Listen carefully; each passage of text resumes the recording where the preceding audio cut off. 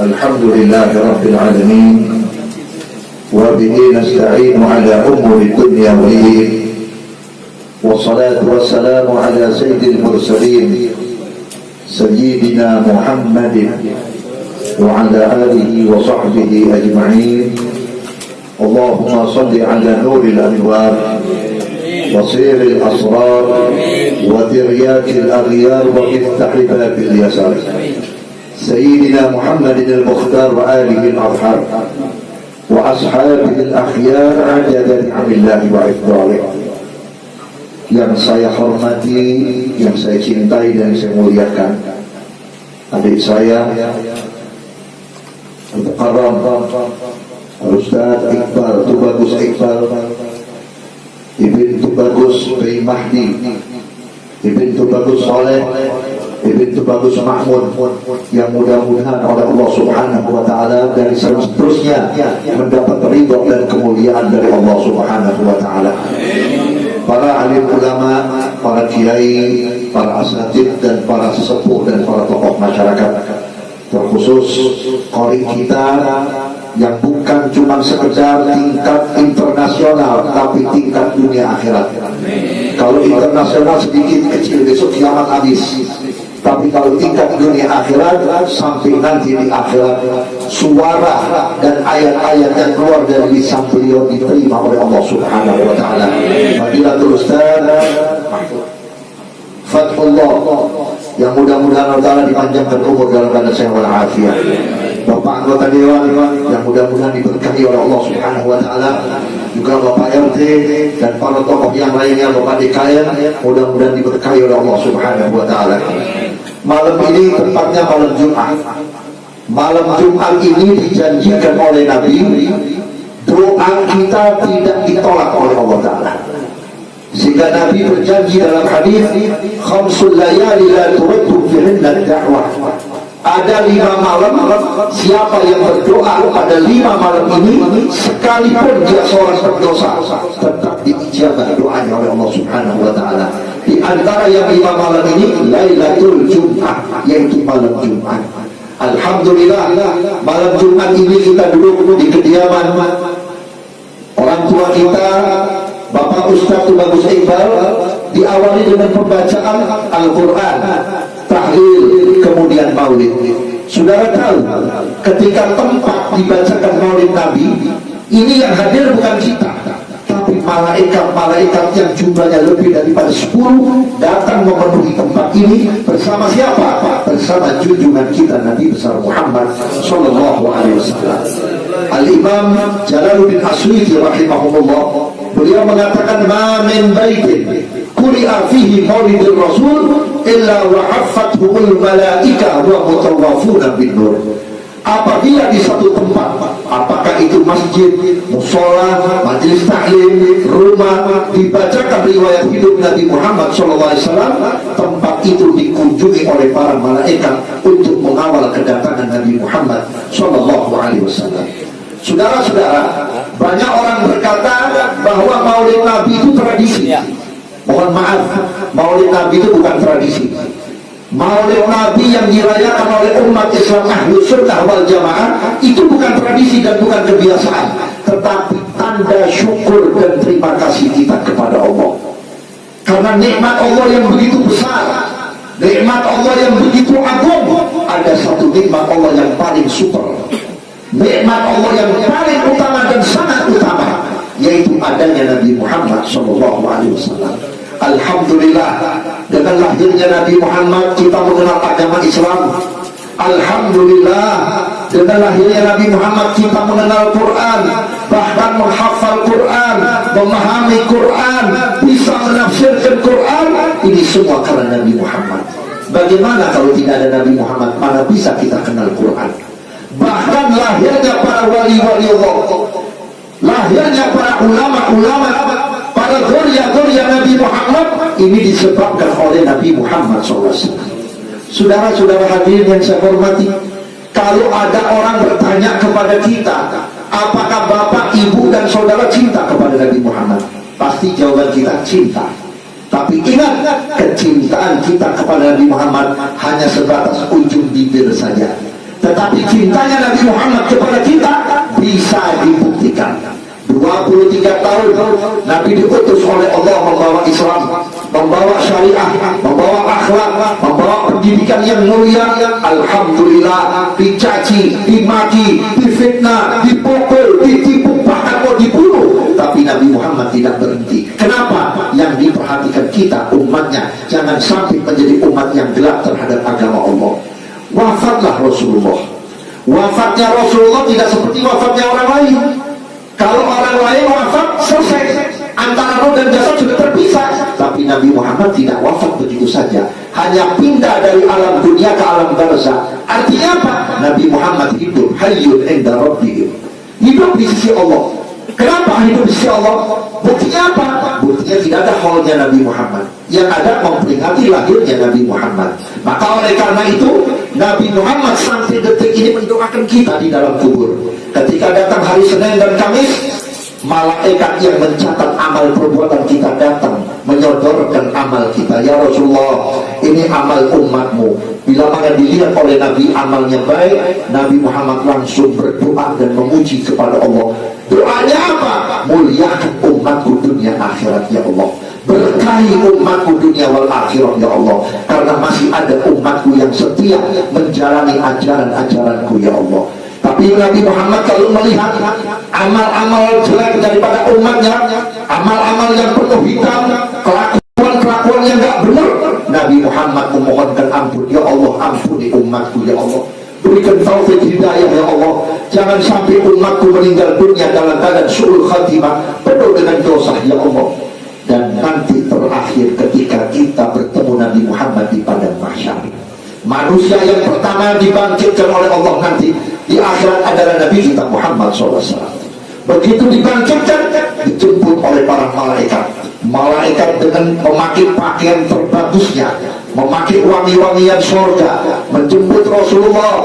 Kemudian berkata, ya Rasulullah, wahai kekasih Allah, ayo engkau aku antarkan engkau masuk surga.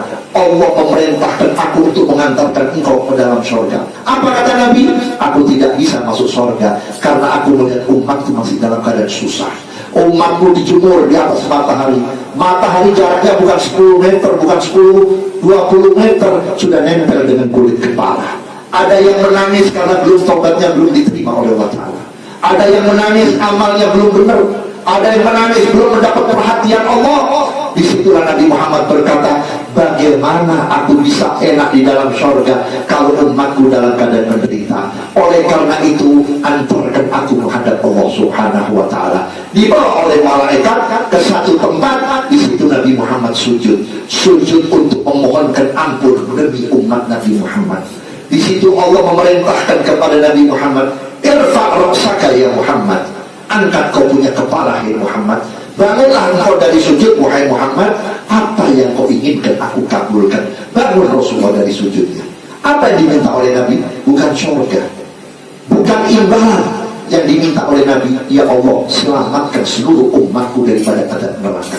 Jangan sampai ada umatku yang masuk ke dalam neraka. Inilah cintanya Rasulullah kepada kita. Saudara tahu, ketika Nabi Muhammad berhadapan dengan malaikat Israel, malaikat maut, ruhnya mulai ditarik ruhnya Nabi Muhammad. Maaf, baru sampai di dengkul atau di lutut. Nabi berkata kepada Israel, ya Israel, tolong berhenti sebentar. Saya gak kuat merasakan sakit dan perihnya dicabut nyawa. Apa kata malaikat Jibril sebelah kanan Nabi Muhammad? Ya Habibur Rahman, wahai kekasih Allah yang maha penyayang, ini yang paling halus, ini yang paling pelan, ini yang paling lembut, ini yang paling tidak sakit, yang tidak pernah diberikan oleh Allah kepada seluruh makhluk sekalipun Nabi dan Rasul. Kaget Rasulullah, kalau ini yang paling pelan saya nggak kuat, ini yang paling halus saya nggak kuat. Wa kaifa bi ummati, bagaimana dengan umatku? Pasti umatku akan menderita, pasti umatku akan berteriak, pasti umatku akan kesakitan. Kalau begitu ya Allah, saya tidak peduli sakit kayak apa dicabut nyawa. Kalau perlu lebih sakit saya terima. Yang penting satu ya Allah, satukan rasa sakitnya umatku ketika dicabut nyawa, biar aku yang menanggungnya ya Allah. Inilah cintanya Rasul kepada kita. Sekarang pertanyaannya, apa yang kita berikan kepada Nabi Muhammad nanti?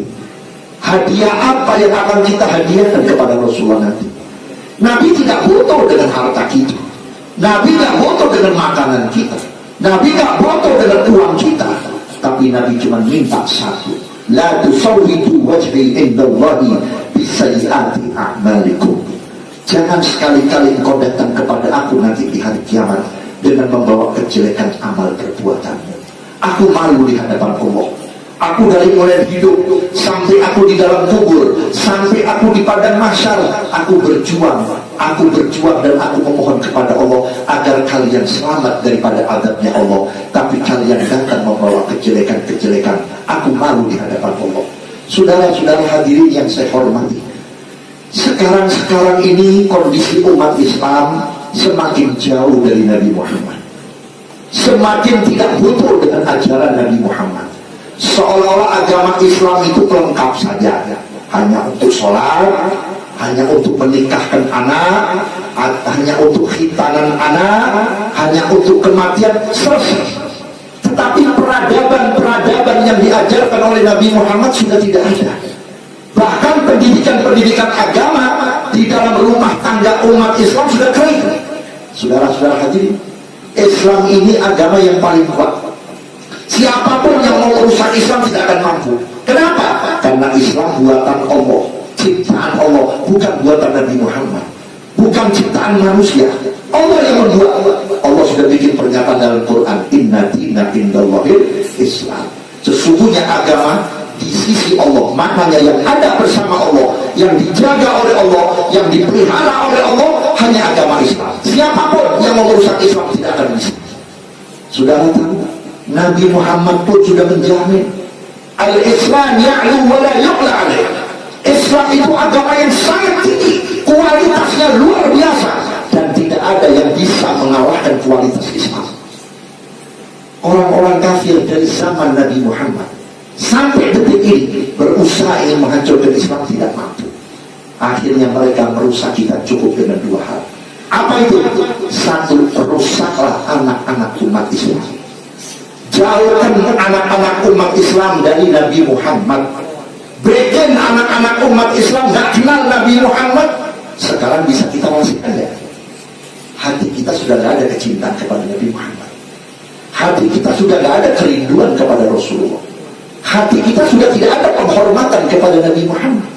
Hadir maulid sekedar hadir saja, gak enak karena tetangga yang undang.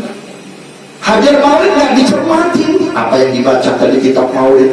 Di dalam kitab maulid itu dikatakan la yaqulu wa la yaf'alu illa ma'ruf. Nabi gak pernah ngomong, gak pernah berbuat kecuali yang ma'ruf, yang baik. Tadi dibacakan ayat suci Al-Quran oleh guru kita, laqad kana lakum fi rasulillahi uswatun hasanah. Di dalam diri Nabi Muhammad merupakan contoh cermin terbaik. Untuk siapa? Liman kana yarjullah wal yawmal akhir. Bagi orang yang berharap selamat di akhirat, bagi orang yang ingin mendapat pengampunan dari Allah, bagi orang yang mendapat rahmat dari Allah, dia selalu menjadikan Nabi Muhammad sebagai acuannya. Makan ikut cara Nabi Muhammad, minum ikut cara Nabi Muhammad, tidur ikut cara Nabi Muhammad, sama tetangga ikut cara Nabi Muhammad, sama keluarga ikut cara Nabi Muhammad. Itu bagi manusia-manusia yang selamat. Makanya zaman sekarang jangan kaget, tetangga sama tetangga nggak pernah harmonis, ribut, saling iri, saling dengki. Kenapa? Karena mereka nggak tahu bagaimana cara Nabi Muhammad menghormati tetangga. Kita lihat rumah tangga berantakan, padahal kekayaannya cukup, hartanya cukup, rumah cukup bagus, tapi tidak membawa ketentraman. Kenapa? Karena di rumah itu sudah tidak ada Nabi Muhammad, yang ada isinya TV. Apa yang di TV, itulah yang kita jadikan kiblat. Apa yang ada di laptop, itu yang kita jadikan kiblat. Nabi Muhammad tidak. Coba kalau kita ikut Nabi Muhammad, gak usah gede-gede, gak usah yang berat-berat. Antara maghrib dan isya tidak ada umat Islam yang rumahnya sepi daripada baca Quran. Tidak ada umat Islam, umat Muhammad antara maghrib dan isya tidak membuka ayat suci Al-Quran. Maaf, sekarang kita lihat maghrib bapaknya di depan surat kabar, sekarang di depan handphone, Ya, anak-anaknya masing-masing di depan handphone, emaknya di depan TV. Apa yang ada di surat kabar? Apa yang ada di handphone? Apa yang ada di TV? Tidak mendekatkan hati kita kepada Rasulullah. Saudara, jangan sombong dengan amal kita. Orang-orang yang pintar, boleh dikatakan seorang ulama besar, ibadahnya luar biasa. Begitu kakinya mau melangkah menginjak lantainya surga, dibuka oleh malaikat Ridwan, penjaga surga. Begitu dibuka, ditanya oleh malaikat Ridwan, apa yang menyebabkan Anda bisa masuk surga? Kalau dia jawab, oh sholat saya, oh ilmu saya, oh sedekah saya, ditutup lagi itu pintu surga. Malaikat Ridwan gak butuh orang yang sombong. Lalu jawabannya kayak apa? Saya bisa begini karena Nabi Muhammad. Kalau gak ada Nabi Muhammad, saya gak kenal Allah. Saya gak bisa sholat, saya gak bisa ngaji, saya gak kenal ulama, saya gak kenal Quran. Ini semua karena Nabi Muhammad. Baru dibuka. Betul, saudara-saudara. Allah ciptakan segala-galanya untuk Nabi Muhammad. Dunia diciptakan untuk Nabi Muhammad. Dan saudara kalau mau tahu, kelas tinggi kemuliaan Nabi Muhammad di atas para malaikat, di atas para nabi. Ketika Nabi Muhammad di Isra dan di Mi'rajkan, itu Nabi Muhammad ditanya oleh Allah, Allah, Zat yang maha suci, Tuhan yang segala-galanya, tidak ada Tuhan yang lebih suci dari Allah Subhanahu wa ta'ala, bertanya kepada Nabi Muhammad. Masa Allah nanya? Kan Allah maha tahu. Kenapa nanya? Bukan berarti Allah tidak tahu. Sengaja Allah nanya, Allah sendiri yang jawab supaya kita tahu, malaikat tahu, Nabi dan Rasul yang lain tahu, seluruh makhluk tahu siapa Nabi Muhammad. Apa pertanyaan Allah kepada Nabi Muhammad? Ya Muhammad, ja'altus sama wa ma fiha liman ya Muhammad. Aku jadikan langit dan isinya. Ada apa di langit? Ada matahari. Seberapa besar itu matahari? Seberapa berat itu matahari? Berapa watt terangnya matahari? Itu aku ciptakan untuk siapa? Belum bintangnya, belum planet-planetnya. Nabi Muhammad menjawab, Allahu a'lam. Hanya Engkau ya Allah yang maha tahu. Menangis Nabi Muhammad sambil menggigil. Yang bertanya Allah, bukan orang biasa, bukan makhluk biasa. Apa jawab Allah? Laka ya Muhammad, aku ciptakan langit dan isinya. Kalau bukan karena Engkau, aku tidak ciptakan. Yang kedua Allah bertanya, wa ja'altul arda wa ma fiha liman ya Muhammad.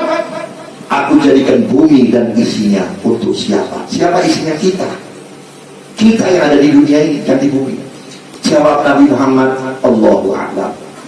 Hanya Engkau yang maha tahu ya Allah. Dijawab oleh Allah, laka ya Muhammad. Kalau bukan karena Engkau, aku tidak ciptakan bumi dan isinya. Yang ketiga ini yang paling menakutkan, Pak. Apa? Allah bertanya tentang dirinya.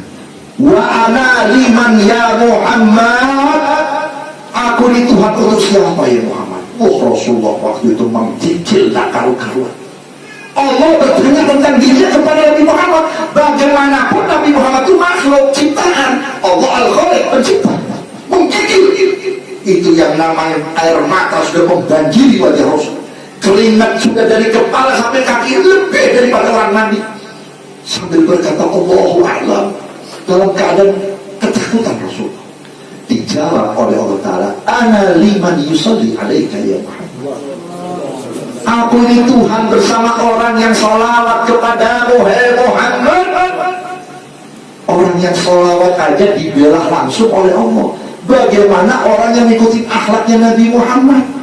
Bagaimana orang yang ikut memperjuangkan agamanya Nabi Muhammad? Bagaimana orang yang mempertahankan syariahnya Nabi Muhammad? Pembelaan Allah sangat besar kepada orang-orang yang berpihak kepada Nabi Muhammad. Sekarang ini kita dihancurkan pelan-pelan supaya kita jauh dari akhlak Nabi Muhammad. Maaf ya, kalau bapak dan saudara punya anak, sekarang cium tangannya udah beda dengan zaman kita dulu. Udah gak pakai hidung, pakai jidat sekarang. Betul tidak? Gak ada dulu, zaman saya masih kecil, zaman bapak-bapak masih kecil, cium tangan dipakai hidung. Dan bukan sekadar nyedot begitu, benar-benar sempurna. Ya Allah, ini bapak saya, ini ibu saya belum bisa membalas kebaikan orang tua saya. Ya Allah, mudah-mudahan saya dapat ridhonya. Nyium tangan orang tua, hatinya berharap ridhonya. Sekarang dia boleh pakai pipi. Kalau sudah pakai pipi, sudah nggak ada adab sama orang tua, bagaimana bapak ibu nanti kalau meninggal dunia bisa didoakan oleh anak-anak kita? Orang kalau meninggal dunia, Pak, selain amal, Pak, harus meninggalkan anak yang soleh. Wah, amal saya banyak, biar anak saya nggak soleh nggak apa-apa. Nggak bisa. Gara-gara anak nggak soleh, bapak ibu masuk neraka loh. Waktu Nabi diperlihatkan orang berjalan di atas siratal mustaqim, banyak ibu-ibu, bapak-bapak yang soleh dan solehah, yang ahli ibadah.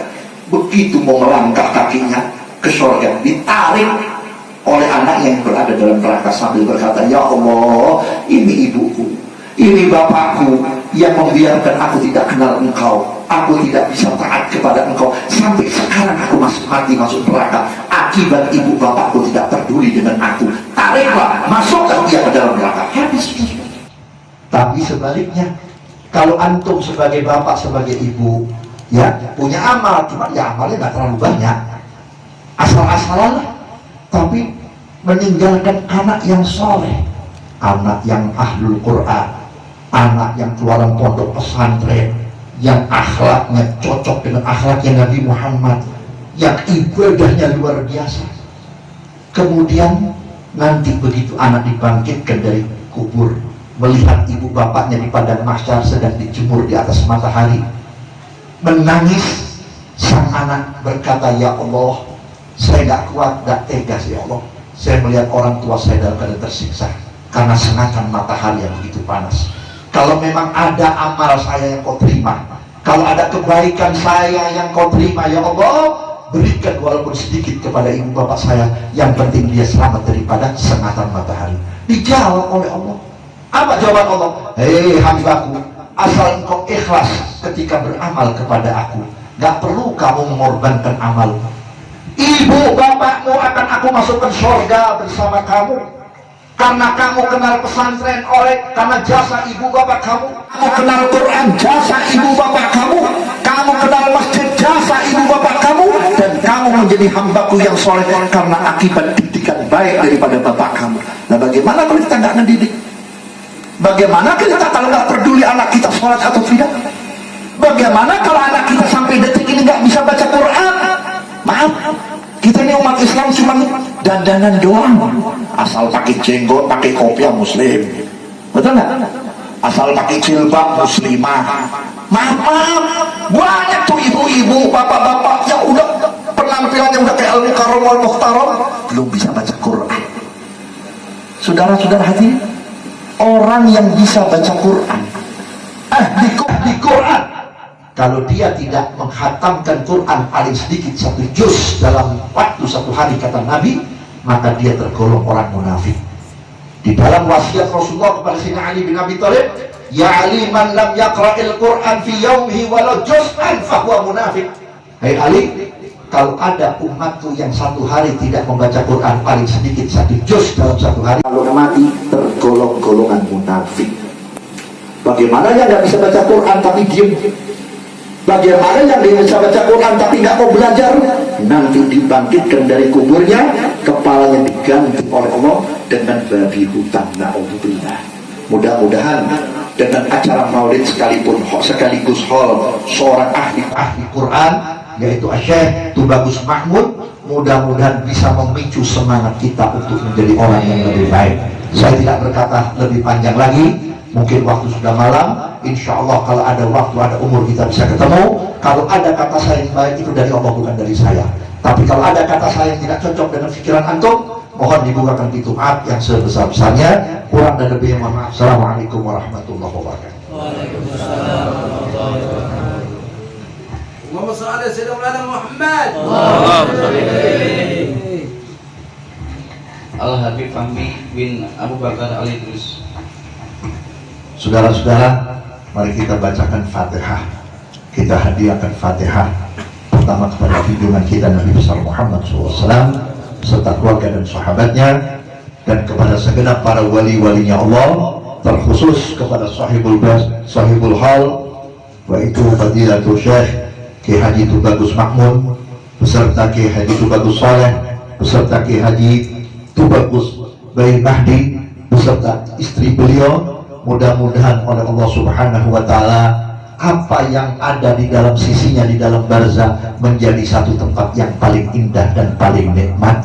Dan kita yang mengirimkan Fatihah mudah-mudahan mendapat berkah beliau.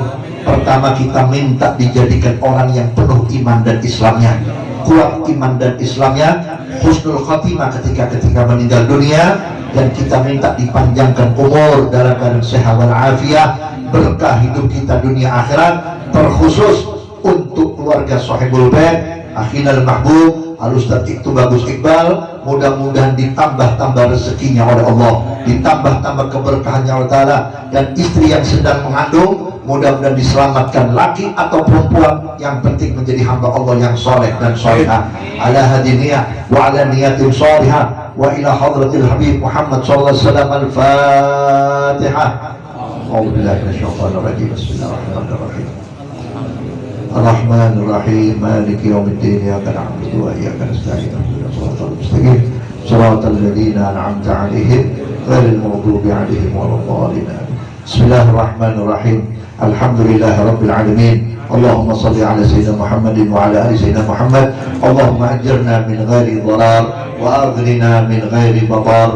Allahumma ajirna min ghairi ibtila wa aghnina min ghairi ibtila. Allahumma arzuqna ya Rabb min al-uquli awfaraha wa min al-adhani asfaha wa min al-a'mali askaha wa min al-akhlaqi atyabaha wa min al-arzaqi azzalaha wa min al-afiyati akmalaha wa min ad-dunya khairaha wa min al-akhirati na'imaha. Saya bermohon kepada Allah mudah-mudahan tidak keluar dari rumah ini, dari majlis ini, hajat kita dikabulkan oleh Allah Subhanahu wa Ta'ala. Yang susah diberi kebahagiaan, yang menderita diberi kesenangan, yang ada hajat dikabulkan, dan yang sakit diangkat penyakitnya, dan senantiasa Allah Ta'ala ridho kepada kita, ridho kepada ibu bapak kita, ridho kepada istri dan anak-anak kita, ridho kepada tetangga-tetangga kita, sampai nanti di akhirat bertemu dengan Nabi Muhammad. Allah tetap ridho kepada kita. Amin ya rabbal alamin. Wa sallallahu ala sayyidina Muhammadin wa alihi wa sahbihi wasallam. Walhamdulillahi rabbil alamin.